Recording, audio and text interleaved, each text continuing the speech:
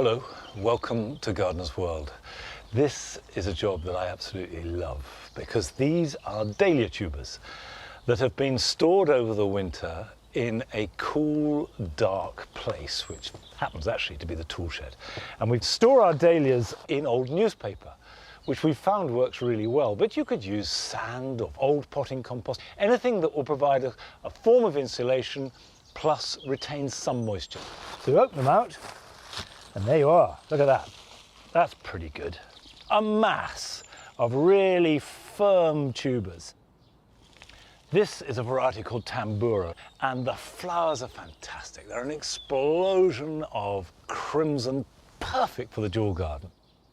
And although at the moment this does look a bit brown and a bit dried, as though there's nothing in it for the gardener, I can tell you this is summer waiting to happen. On today's programme, we join Adam as he reveals the dramatic changes that he's made to his garden over winter. Well, I got a little bit carried away. So what was going to be a small project turned into being a massive project.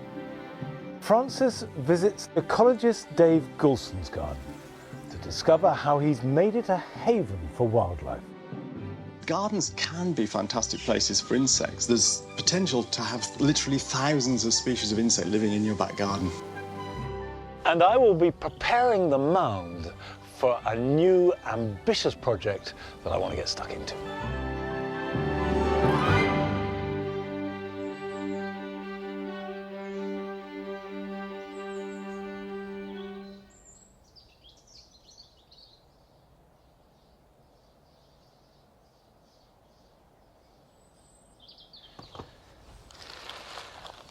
When you take your dahlia tubers out, the thing to do is to give them a good squeeze. Feel the tubers, and if they feel firm, then that's exactly what you're looking for. If one or two are hollow and they've dried out completely or they're a bit rotten, take them out. But that is in really good nick. So I'm going to pot that up as it is, ready for planting out after the last frost. So I get some potting compost, and if you can, add a little bit of garden compost to it so they get a bit of oomph, a bit of goodness to start them off. And then sit that on there like that. And you can see I haven't put too much in the pot because I want them to be buried and cover them over. So we've just got the stems sticking out. So I will now water that. Remember to put the label in, like that, and put it somewhere frost-free and light. So that's going in the greenhouse. But you can also grow dahlias from seed. And this year, I'm going to grow two different varieties. I've got Figaro mixed, which are a dwarf dahlia. So really good for growing in a container, on a windowsill, on a balcony, and also cactus hybrid mix, and they're widely available. So if you want to grow them with me, we can all grow them together, but you don't quite know what you're going to get because seed never comes completely true, whereas when you buy a dahlia as tubers, you know what you're going to get. It'll be a variety and you can guarantee its colours. Right, I like to use seed trays rather than pots, but any container will do perfectly well, but do bear in mind it must have good drainage. I'm using our seed mix, but any peat-free compost will do perfectly well. Make sure it's level. I'm going to start sowing the cactus hybrid mixed. And cactus dahlias have these wonderful pointed petals, very often curled in on themselves, which are really dramatic. And I have said this many times, but it really is worth taking trouble spacing seeds evenly. Cover them over with a sprinkle of compost, like that. And by gently firming it, you're making sure the compost is in really good contact with the seed, and that will help germination. Water them and put them somewhere warm to germinate. I will put these on a heated bench, but a windowsill above a radiator will do perfectly well. Don't let them dry out and they should germinate in about 10 days. Now, the reason I love growing dahlias is because they add an exotic splash of colour to the late summer and autumn garden. But if you don't have a garden, you can still have exotic plants, as we found when we paid a visit to East Finchley.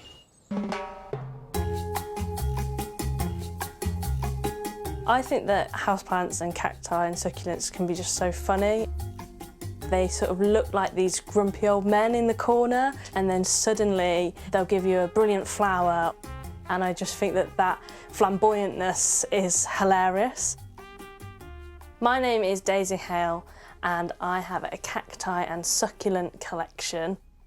If I go past a plant shop, I can't help but look inside. And I also do tend to stage interventions with people if I think that their plant is going into ill health, and will just take it away. The first plant that I ever had was an aloe vera. Well, I think I was about 14 at the time, and just kept it around, and it did really, really well in my house all through my teenage years. And then when I moved to London, I brought it with me, and I guess that's sort of where the collecting started. I'm a theatre producer, and I also work in cabaret and a big variety of shows across London. I think that the cacti and succulents can reflect my personality. They are weird and wonderful, a little bit like me and the work that I do. Every plant has its own personality, and I try and name them to match that personality. This is Penny, my Chinese money plant. Penny was a present from my partner for Christmas, and I think that she is just absolutely gorgeous. My top tip with Chinese money plants is once a week I'll turn the plant slightly. It will make sure that sunlight is being reached on all sides of the plant.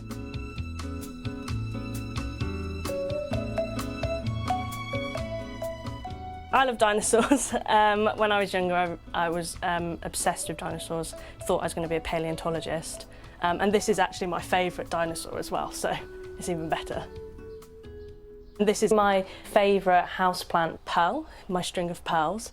They just sort of look really like elegant and sophisticated and beautiful, and I just love the way that in my bedroom window it catches the light. They look really, really gorgeous. And I like how they sort of go from tiny, tiny little pearls all the way up to the much larger ones. And I'm really hoping that I can get it to flower. So this is Bunny, bunny-eared cactus, which is part of the prickly pear family. And I've actually got some new growth on Bunny, which is really exciting. And I think they look like fuzzy little caterpillars on top, which is quite fun. I've got quite a large range of cacti and succulents here. Some of the more common ones would probably be this one here. Its common name is Eatie's Fingers, and you can see why. You should always dust your plants to make sure that no sort of bacteria builds on the surface of the plant, which might damage it. The little heart-shaped plant is a Hoya Kerry, which is a Japanese plant. My probably most unusual plant that I have is this Miramur holubi, which is native to Africa. It looks like sort of a creepy little potato type thing, but actually it's part of the morning glory family, and when it flowers you get these really beautiful pinky purple flowers just once a year, and I just find that the contradiction of this really creepy looking potato and these really beautiful flowers hilarious.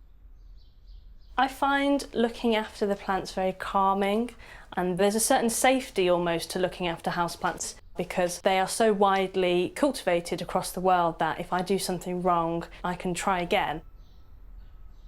Succulents and cacti can live for a long time without water, but I don't let them get too dry. Something that I really like to do is mist them either once or twice a week.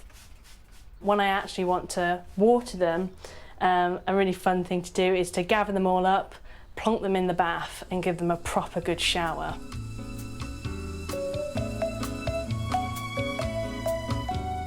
My plants bring me a lot of joy.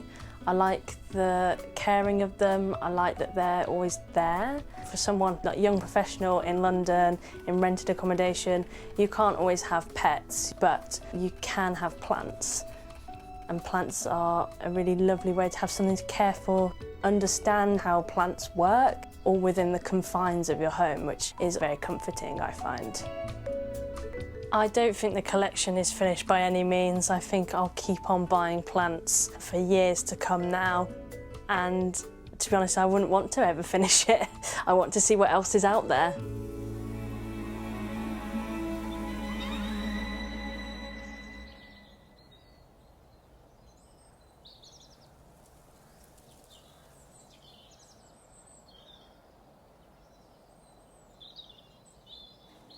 I like the way that for Daisy, her plants are clearly characters that she shares her household with. And I'm one who never used to have houseplants at all, and increasingly I'm getting pleasure from them. And I've got quite a few succulents, which, rather than being in the house, stay here in the greenhouse over winter. Now, across the winter, I haven't watered them once. And you have to remember with succulents that they don't draw on water as they need it with roots in the same way that other plants do.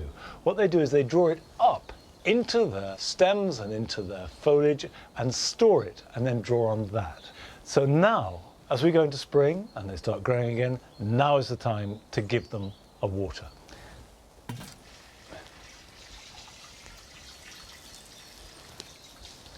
And having given them a drink, I now don't need to water them again for another month. Now, I know that a lot of people feel that if they rent a property, that at very least it constrains their gardening. They feel they can't plant, they don't know when they'll be moving. But we've had a film from one of our viewers in Coventry who shows that if you do rent, you can garden, and you can garden well.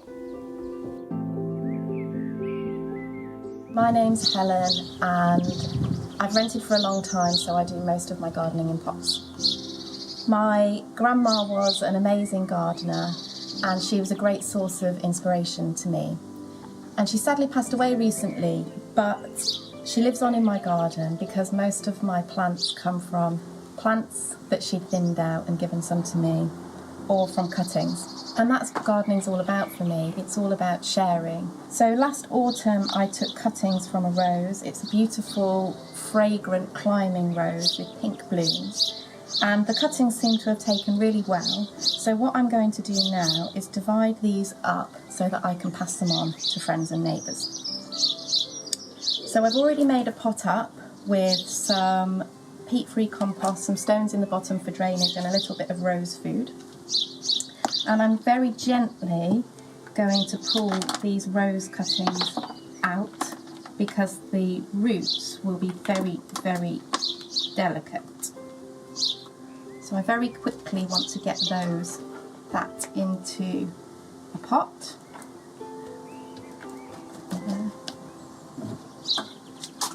And give it a drink.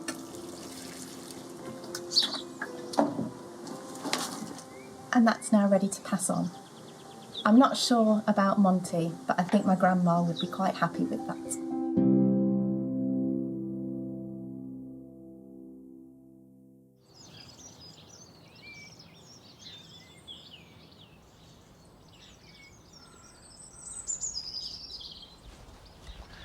You needn't worry, Helen.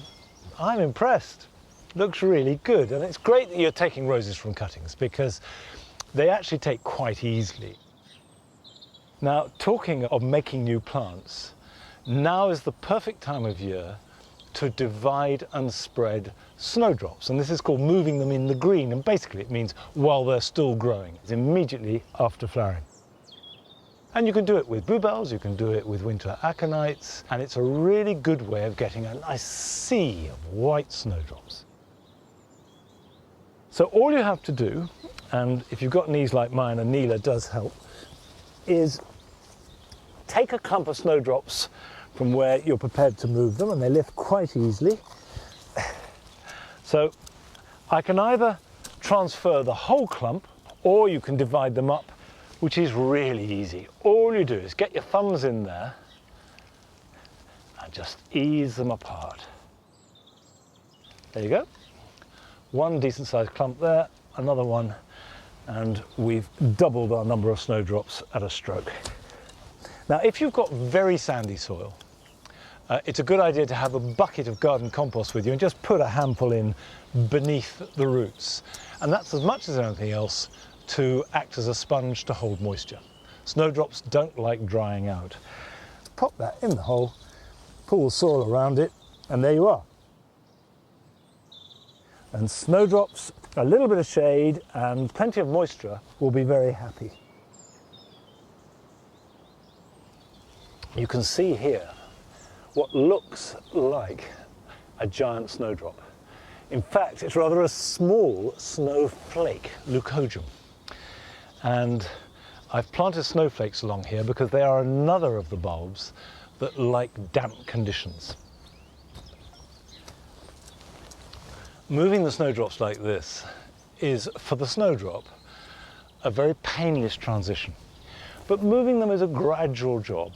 However, in Adam's garden, he has been doing some rather more dramatic changes over the winter.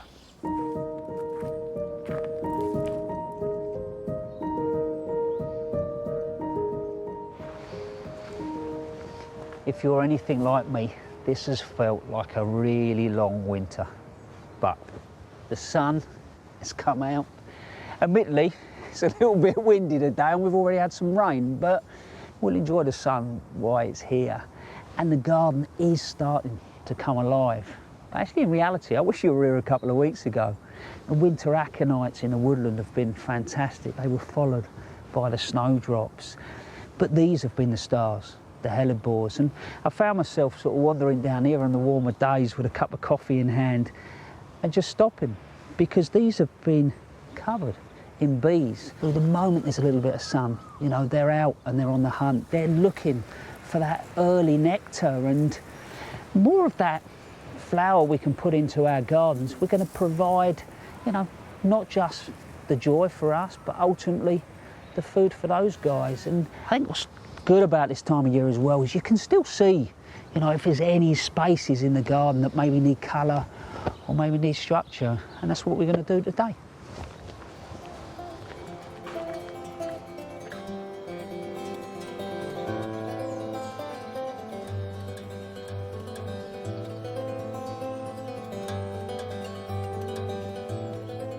There's one place in particular that needs attention. Last summer, I started building a new terrace next to the gravel garden. Over the winter, I finished that and then hired myself a digger to carve out more space for gravel, plus prepare some footings for a wall that I'm going to build. Good, isn't it? Well, I got a little bit carried away. So what was going to be a small project turned into being a massive project.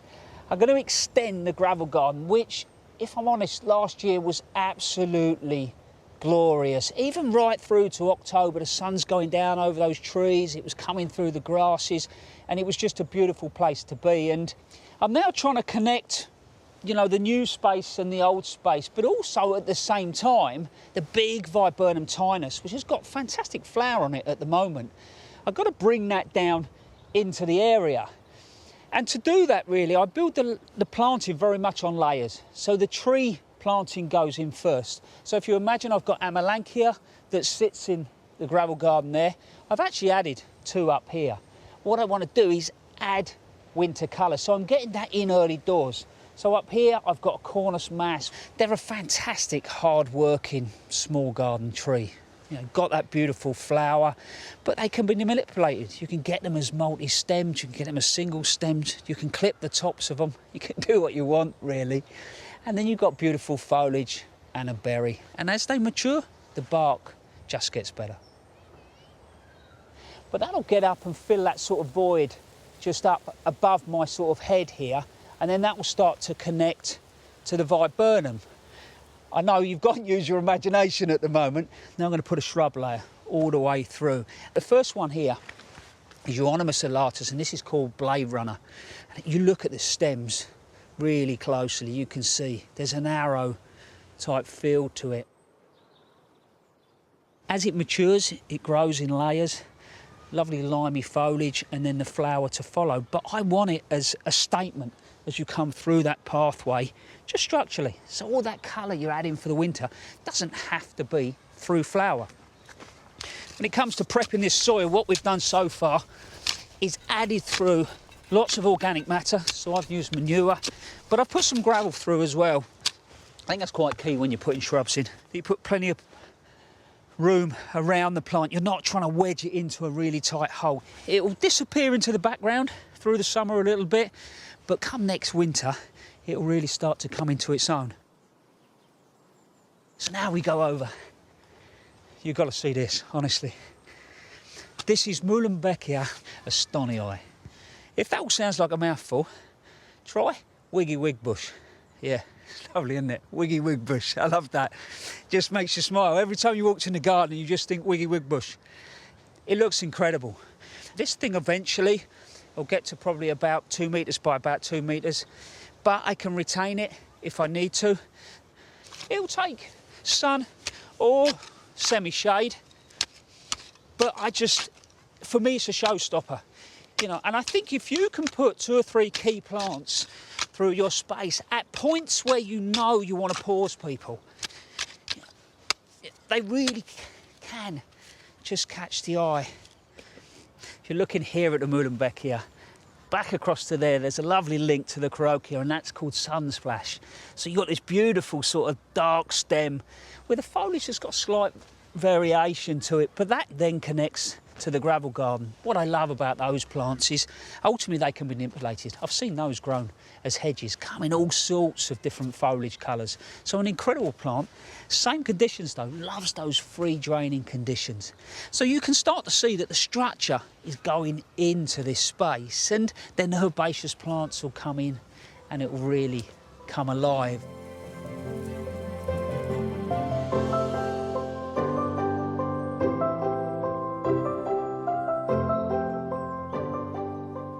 I know we're sat here in March and it all looks a little bit brown, but doesn't it give you hope as to what is to come?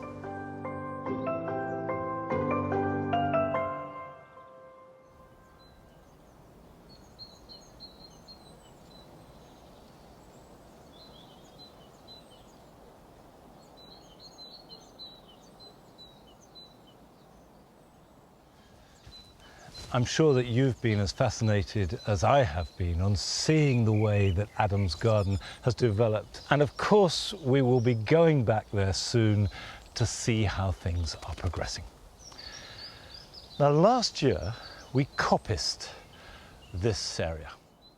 Now, coppicing means cutting plants on a regular cycle to promote a rash of new shoots, which you then use. And in the case of hazel, which these are, it makes wonderful bean sticks, pea sticks, hazel hurdles, and also thatching spars was a really important use.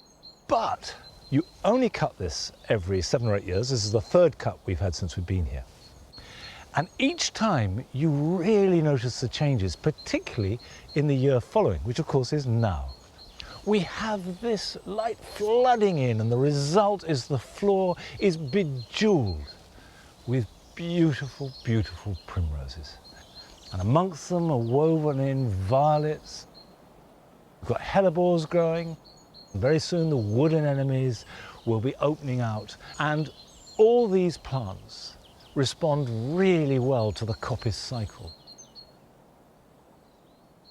Now, we've had a film from a viewer in Dorset, Craig Arborough, who's created a garden that could not be more different to this part of Longmeadow, but it's certainly very beautiful.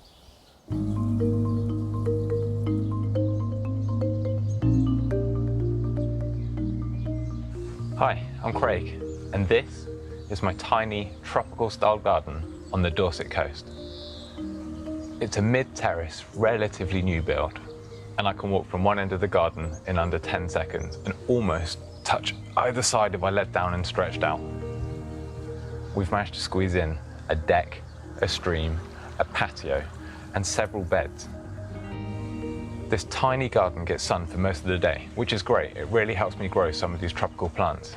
But the plants that float my boat are the shade-loving plants. ferns, begonias, and patiens. And for something a bit different, I like to take cuttings from my houseplants to grow on and use as summer bedding outside. This trailing houseplant is Tradescantia. For a shady spot in the summer months, it makes a fantastic foliage plant. And it's got to be one of the easiest plants to take cuttings from. Cut off a piece about 10 centimeters long and make sure you cut below a node, and then strip off the lower leaves. And I like to recycle these small glass jars that the supermarkets sell spices in because they're tall and narrow, so they hold your cutting material upright. At times like this, I'm really grateful that I've got some space to grow plants, even if it's tiny. And I think it's important just to take the time to enjoy it at the moment, and that's what I'm going to do now.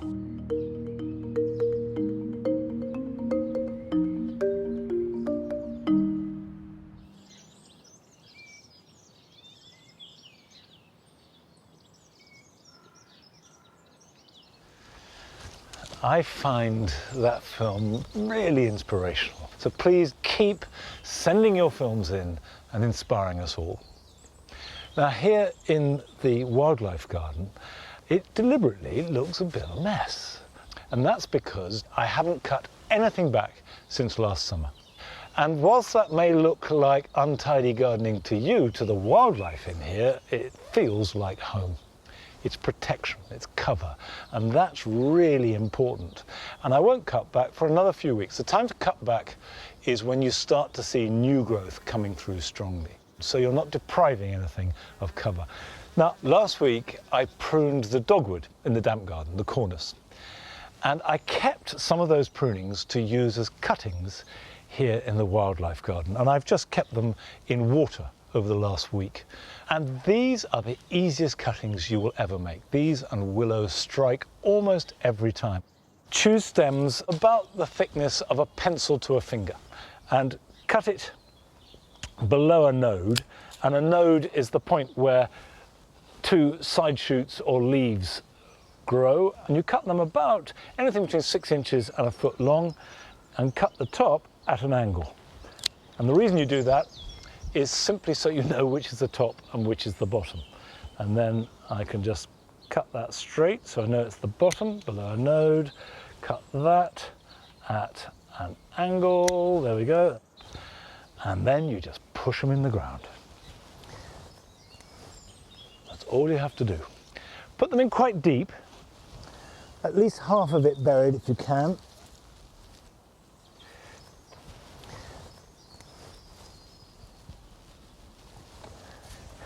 And that will create a thicket of growth, which will be fabulous cover for creatures around the edge of a pond. Now, still to come on today's programme.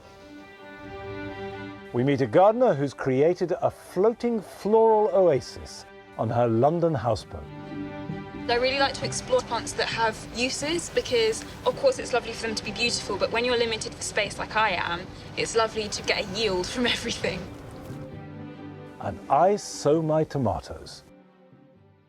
But first, we've got a chance to see again the visit that Francis made last summer to a garden in West Sussex that is rich in wildlife.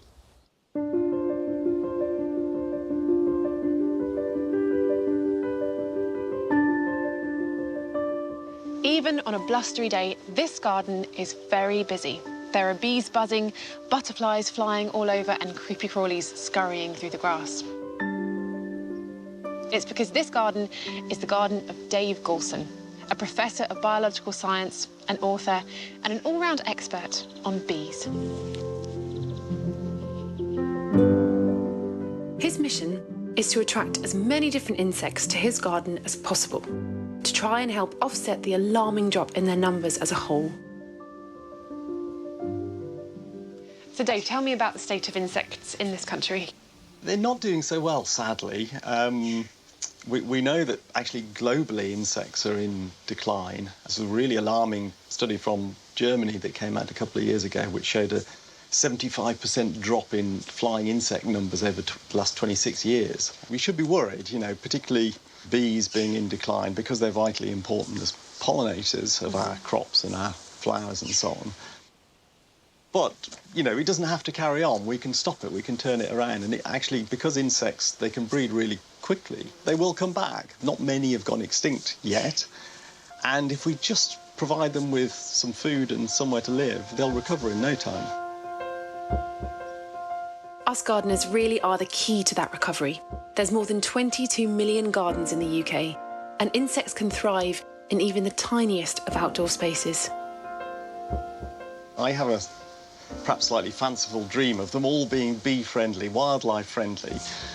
Gardens can be fantastic places for insects. There's potential to have literally thousands of species of insect living in your back garden. Well, can you talk me through some of the things that gardeners can do to actively help the lives of insects? The most obvious thing, really, is don't spray pesticides in your garden. There's no point in... You can't have an insect-friendly garden if it's full of poison. So skip the pesticides, really simple thing, and plant lots of insect-friendly flowers. And insects will appear as if by magic. It's amazing. Just, you know, one lavender bush in a pot on a balcony, and somehow the bees will sniff it out.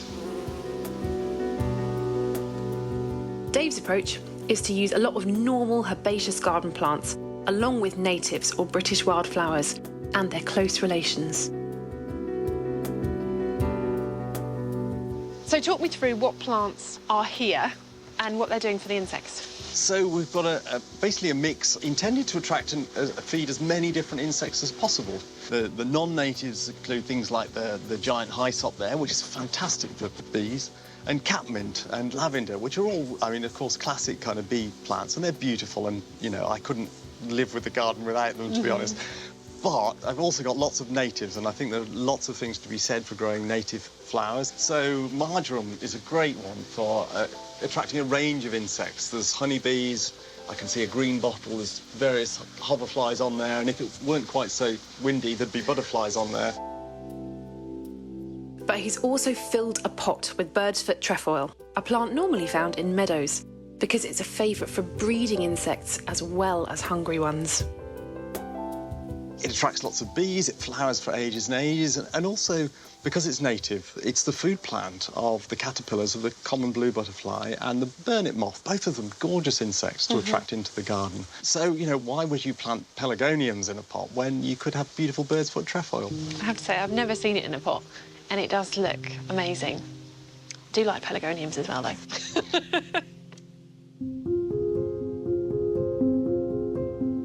The key is having a combination. Plants that work for insects, plants that work for us, and lots that we're both keen on. And once the insect numbers rise, it brings even more joy, as Dave proves in his veg patch. Amongst the very lovely vegetables, Dave has left some veg flowers to grow from last year's crop for all sorts of insects. So this giant beast it's a parsnip. Most people think of a parsnip as the rooty bit, but I just left 2 in the ground last year, didn't harvest them. And of course they flower in their second year, they're biennials. And that means I can collect the seed. In a few weeks' time, they'll be ready to harvest. So it saves me buying parsnip seed every year. Yeah. But aside from giving you seeds, there's a dual advantage of the parsnip because it's really prone to blackfly. Yeah, you can see there they are. But also, if you look closely, up there is a little cluster of ladybird eggs. The flowers attract hoverflies, some of which have larvae that eat aphids. So between the ladybirds and the hoverflies and the soldier beetles and the earwigs and all sorts of other predators that are attracted in by the aphids and then will help to keep their population under control so they never become too common and they never spread onto my runner beans over there, which you can see are completely free of pests. And I haven't sprayed any chemicals at all. I'm just relying on these insects to come to my aid. There's leek flowers and comfrey here too, to attract more insect predators that will pollinate his veg while they're at it. It's all about balance, about giving nature a chance to do its own thing and not trying to control everything all the time. Sometimes nature knows better than we do, perhaps. I think she does. Having water in the garden supports a huge number of aquatic insects. But probably the easiest thing that we can all do to help involves the lawn. I would feel slightly stupid doing this. I don't know why. I've done it thousands of times. It's graceful. This old lawn is mowed just once a year, and lots of insects have moved in. So let's have a look what we've got in here. Look at this. Oh, wow. It's just kind of alive with little moths. So this is a green shield bug, a fully grown one. These are rather handsome. Here we have a swollen-thighed flower beetle. It's fairly obvious why it's called a swollen-thighed flower beetle, because it has these... Thunder thighs. Yeah, it's like the Chris Hoy of the beetle world. This is a lacewing. These are beautiful insects, a lovely kind of lime green colour, and the larvae are voracious aphid predators. They have these big curved scimitar kind of jaws. They stab into the aphids and suck the juice out of them and then leave this kind of shriveled husk behind. Nice. Yeah, lovely. For something so beautiful. The insect world is charming. All these insects are here because of the longer grass. If this was mown like a traditional lawn, you'd have almost none of this insect life, because every time you mow, you go through, not only do you get rid of all the vegetation, but you actually suck up and macerate all the poor insects. In long grass, if you leave it, you get all sorts of stuff. Plus the seeds then provide food for birds later in the year and voles, and there's a whole kind of ecosystem springs into life just by stopping mowing your lawn. Even leaving a little patch at the end of your garden would do. So actually, gardening for insects is really easy. It involves stepping back, stopping mowing the lawn, stopping spraying pesticides, and giving things a chance to recover. By doing a little bit less, us gardeners can do so much more to turn the tide on declining insects.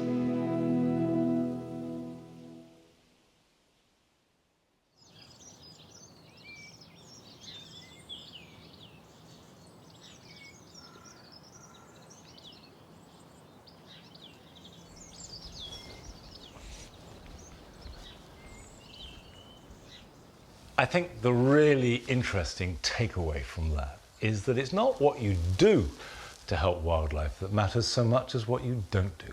Just do less. Now, this greenhouse is fantastic for me as a gardener and also for the kitchen, because above all, this is going to produce food for us to eat. And I've got a whole series of salad crops that I sowed, some before Christmas, which are now ready to be planted out to give lovely salads through spring in the Hungry Gap, but also to use the space. Now, I've got here cultivated rocket, which is not the same as the wild rocket that you tend to find in supermarkets and restaurants. It's got very unserrated leaves, is buttery and soft, very peppery and absolutely delicious. I've got spinach, which we can eat as a salad crop. I've got mitsuba, which is a Japanese green, and I've also got endive. And all of these I will plant in the greenhouse, and they'll grow fast under the light and the heat, but also plant some outside. They will grow slower, so we can stagger the harvest. And this is where growing in plugs is really good, because you have one seed per plug, and when you take it out, you can see that you've got a good root system that holds the soil together. And you just make a little hole, and I use my fingers, pop it in, and that's it. And those roots will grow out into the soil. So I'm spacing them a good 6 inches apart. Maximum chance to get all the moisture and the nutrients they need to develop a strong root system, and that means they will produce masses of leaves. And if you get your timing right and the weather's good, you can sometimes get 3 or even 4 harvests from each plant. And if you haven't got a greenhouse, then you can make these early crops grow a bit quicker by having a cloche, or even putting some fleece over them. And that will protect them from the worst of the cold, and they'll just grow that little bit quicker.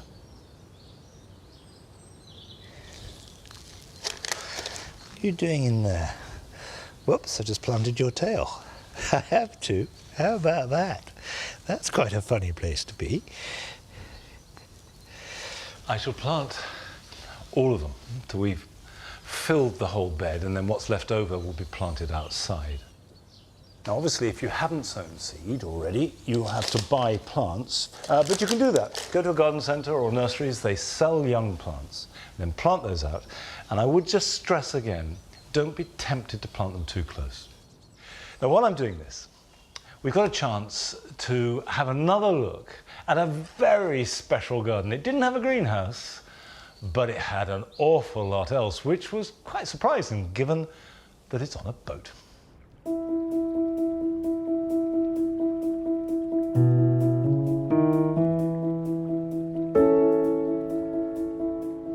I think of my garden as a bit of floating wilderness, and it's teaching me all the time about the natural world in so many different ways.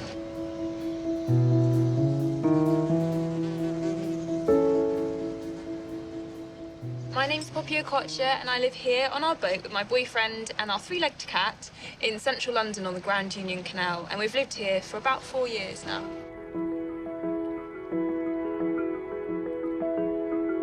Being on the water itself just makes you feel so connected to nature and the seasons. So for us, the boat is really a kind of floating oasis, and along with the plants and all the insects that it attracts, it really feels like we're kind of like a little wildlife pontoon.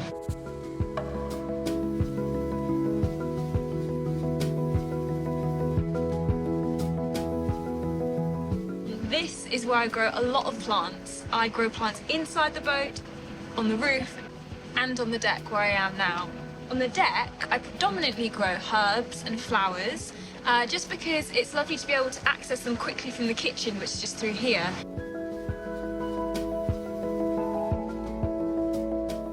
On the boat, I have to be really aware of the fact that on the roof especially, there's a bit of a wind situation. As well as the wind, I also have the willows to contend with, which unfortunately cast so much shade. We actually coppice them every 2 years, but this year is a no coppice year, and so we're operating in quite deep shade towards the north side of the boat. So I have to kind of stack everything up facing south out of the reach of the willow shade.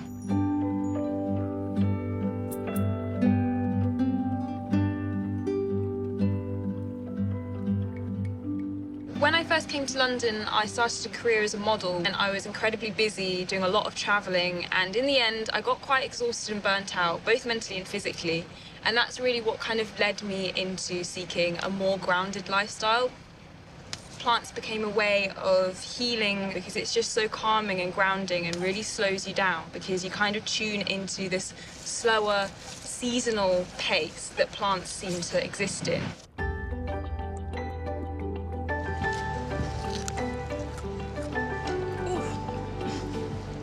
The boat is covered in plants, and it sometimes becomes a bit of a battle between human space and plant space. At the moment, unfortunately, I think the humans are only just winning.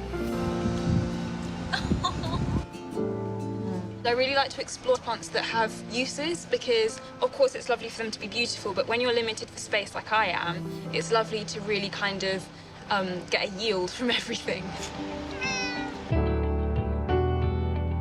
I grow ginger. Now, these are some ginger plants that I propagated this year.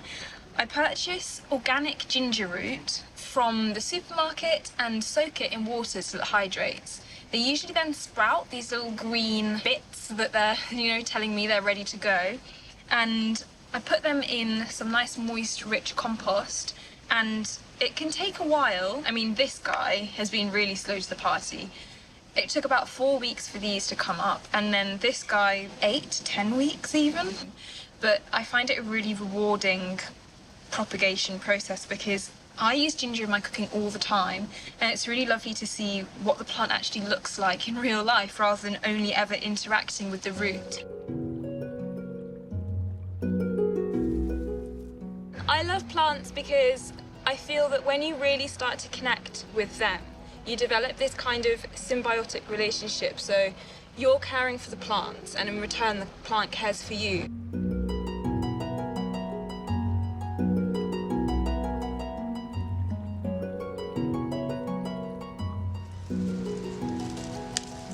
The plants on our boat I don't grow necessarily to sustain us. Growing to meet self-sufficiency I don't think would necessarily be possible on the boat.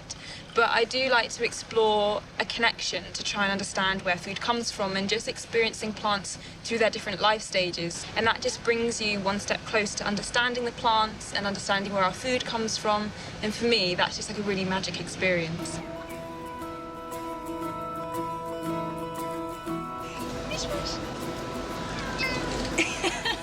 Living on the boat has made me very aware of the resources we use, and so for me it's really important to integrate sustainable growing practices into the growing process, because if I'm working with nature, working with plants, then I want to be doing the best by nature and by the plants. I absolutely love tomatoes, and I have this dream of being able to grow enough tomatoes to be able to jar them up for winter months. So on the roof I'm growing 3 varieties. I'm growing Mini Belle, Gardener's Delight, and a beefsteak tomato called Marmande. With my tomatoes, I grow a lot of companion plants to support their growth and to repel pests and disease, as well as to attract pollinators. So the plants I grow are borage, nasturtiums and basil. And some of them even enhance the flavour of the tomatoes. They're all also edible as well as being beautiful, so they're doubly useful in a small space. There's a little bumblebee in the flower.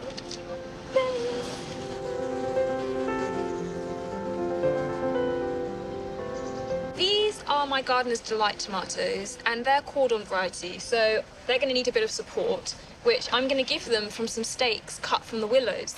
And I love that these stakes come from literally just here. They're not imported, they're just such local material, and it's obviously free. So that's a fantastic use from the willow trees. And then I'm just going to pop my tomato up against the arch, like so. And that will provide a nice bit of support through the rest of the growing season.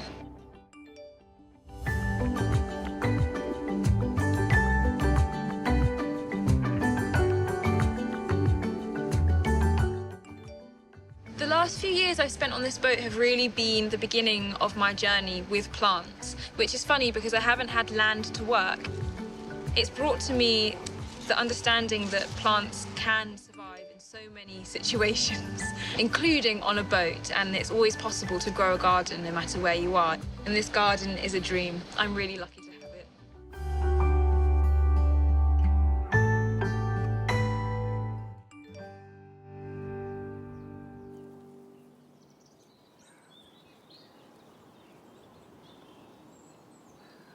I think there's something very romantic about houseboats. And if you can have a houseboat where you grow things too and have a garden, that's romantic and practical.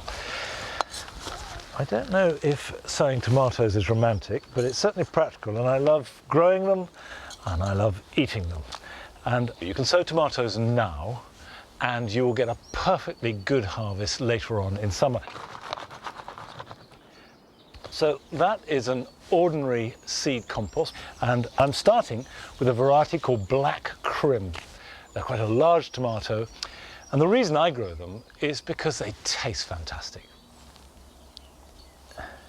If I get 10 good plants from these, and each one gives me 10 to 20 good tomatoes, that's well worth growing, and for the cost of a packet of seeds is actually very good value.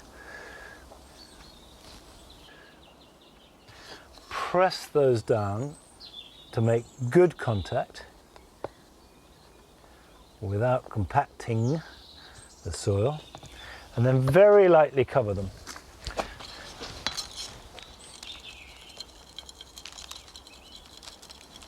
That'll do. Label it, water it, and then put it somewhere warm. A windowsill is fine as long as there's a radiator underneath it. And as soon as you see the seedlings appear, if you are on a windowsill, remember to turn them, because they need all the light they can get. But they should appear in about 10 days' time, and then be ready to prick out in about 3 to 4 weeks' time, and then grow them on. I've got another variety here that I'm going to sow called Sun Gold. They're small, they're a cherry tomato, and they are easy to grow. And I will grow these both indoors and outdoors in my veg plot. But you don't need a veg plot or an allotment to grow any vegetables. You can grow them in your borders, as we found out from the film that's been sent to us from one of our viewers in Cheshire.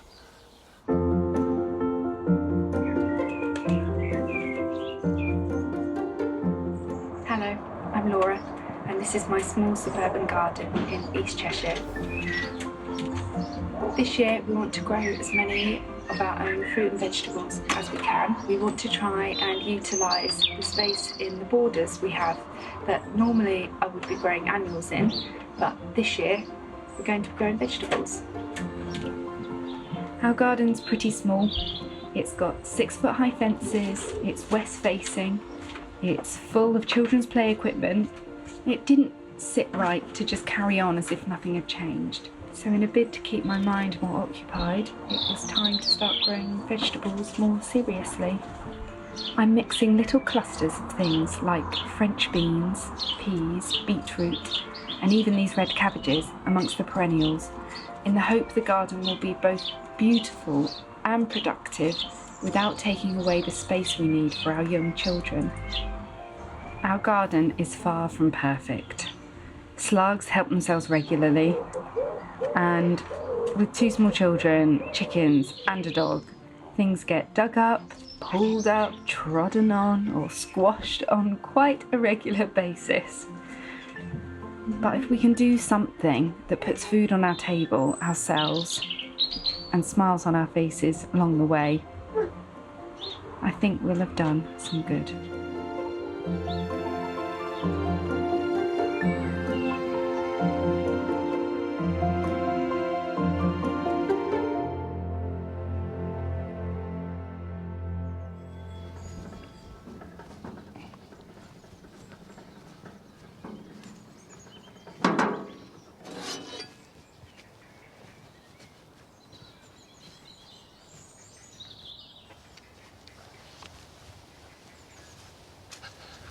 I love what Laura's doing, and of course it's in a long and very honourable tradition of cottage gardening, where everything from decorative plants, edible plants, medicinal plants are all grown cheek by jowl in a glorious jumble. And it doesn't matter where you grow your veg, whether it's next to a delphinium or a beetroot, they're going to taste just as good. Now you'll notice there's a lot of bare space here on the mound, and that's because over the last month or so I have been digging up all the plants. And this is all part of creating the space for a new project that we're doing up here. I'm going to tell you all about later. But I've got one more plant that I really do need to move, and that's this wisteria.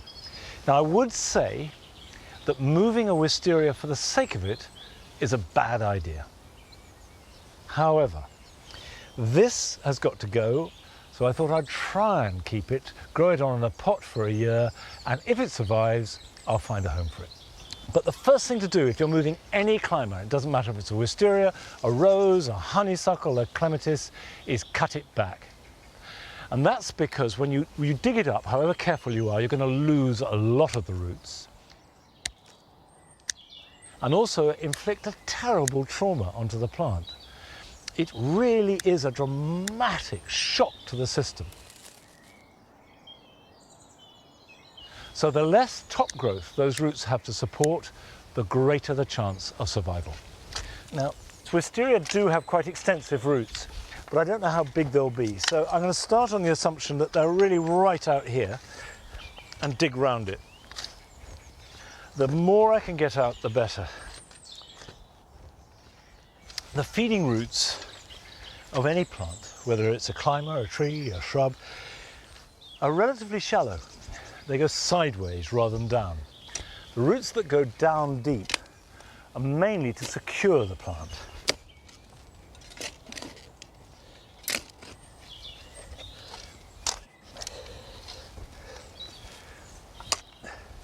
There you are. These are the feeder roots. These small ones, and these are the really important ones, and it's most important thing is to not let them dry out. So we need to get that into a pot very quickly.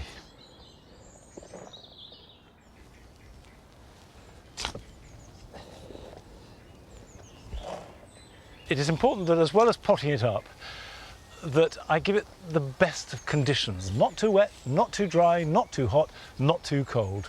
And in about a year's time, if it starts putting on plenty of healthy growth, then I'll plant it out. Now, that's not a job that you do too often, but here are some other ones that you definitely can be getting on with this weekend.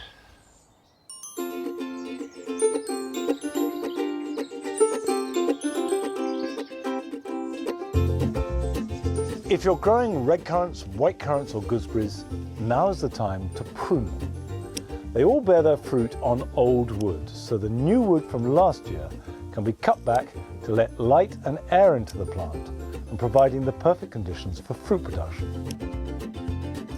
Start by removing all inward growing shoots and then reduce the remaining growth by about a third, leaving a nice open goblet shape with the old growth forming a permanent structure.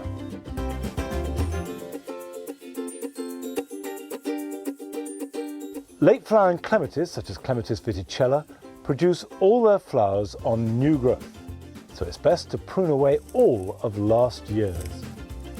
Cut back boldly to a couple of buds, and these will produce the new shoots with this year's flowers, and avoid the problem of bare stems with all the flowers at the top of the plant out of sight. Now is the best time to sow tender and half-hardy annuals such as zinnia, tithonia and cosmos. Fill a seed tray with any peat-free compost and sow the seeds thinly, covering them with a sprinkling of soil and pressing them gently to ensure that they make intimate contact with the compost. Water them and keep them moist, putting them somewhere warm and bright to germinate.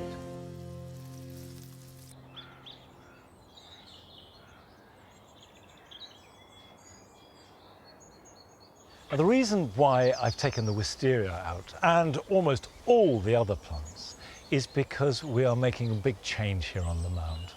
I'm going to build a summer house, and you can see we've got canes up to show where the corners are. That's the front corner. I've got another one there, and then these are the back two corners here and here. And the reason why we're doing that is not because we didn't like the planting, I did, but this is one of those parts of the garden where the parts have never really amounted to a satisfactory sum. So we're going to build a summer house where we can come in the evening. It'll be using very simple materials, recycled wherever possible. It'll be cheap, it'll be cheerful, and it'll be fun. Now, I will share the stages with you as we go through it, but it'll be weeks and probably months because we're in no particular hurry. And that is it for today. Don't forget that on Sunday morning the clocks go forward, so we've got another lovely hour of light in the evening. For me, that's one of the best days of the year. Oh, there's Patty barking. Okay, join me here at Longmeadow next Friday, but until then, bye-bye.